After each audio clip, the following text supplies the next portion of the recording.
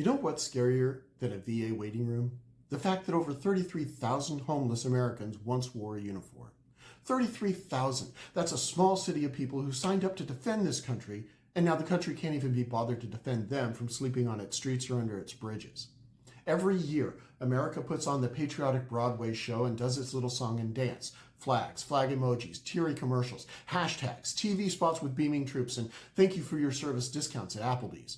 Cue the feels, cue the applause, cue the empty wallets for actual support because, like clockwork, November 12th hits and veterans go right back to waiting months for care, fighting bureaucracy, or simply dying in parking lots outside of VA hospitals. Here's the story politicians want you to believe. We love our veterans. We honor them. We support them. See, we treat Veterans Day like a national costume party. We all wear the patriotic masks, say the right lines, and pretend support of the troops is a policy instead of a slogan. But the truth, the Department of Veterans Affairs has become the DMV of trauma. That's where gratitude goes to die of paperwork. The VA, the place that's supposed to care for those of us who served, is a bureaucratic hell with air conditioning. Appointments delayed for months, mental health programs underfunded, suicide prevention lines that are often just a busy signal. And yes, 33,000 of our heroes are homeless, while Congress gives trillions to defense contractors. There are nearly 19 million veterans in the U.S. today. Roughly 1 in 3 say they struggle with access to timely health care, and more than 33,000 are homeless. That's over 10% of the entire unhoused population. And yet somehow Congress can find $886 billion for defense, but can't manage to defend its veterans from abject neglect. Performative patriotism is standing in front of a flag saying, "We love our troops." Practical patriotism is actually funding the care that we were promised when we signed on the dotted line. We're told that the military is a family. Great, but the VA is that uncle that borrows your truck and returns it with a missing door. Veterans spend years learning discipline, courage, and self-reliance, only to get stuck in a system where filing a claim feels like applying for parole. Some die waiting. Literally. The Inspector General's report found that VA scheduling delays have contributed to hundreds of preventable deaths.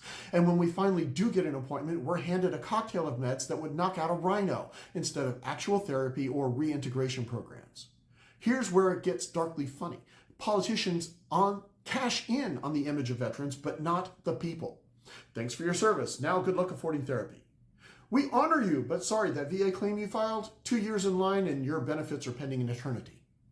South Texas veterans can tell you about this firsthand. Deployed overseas, survived combat, now fighting just to get clean water, basic health care, or a warm bed at home. Meanwhile, politicians stand in front of folded flags and call it patriotism. Republicans brag about backing the blue, but ghost the veterans who wore it first.